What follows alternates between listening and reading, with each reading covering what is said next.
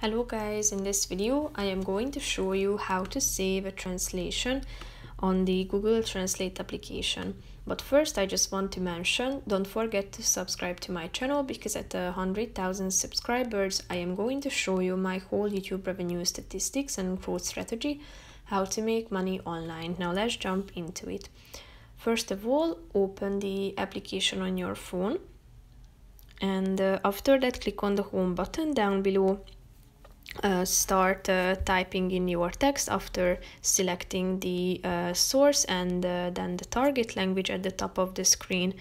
So start typing in the translation, hit enter, and when you are done, click on this star icon in the upper right corner of the blue box so that you will be able to add this translation to the saved category. Click on the star icon, saved, and here you can find the phrasebook.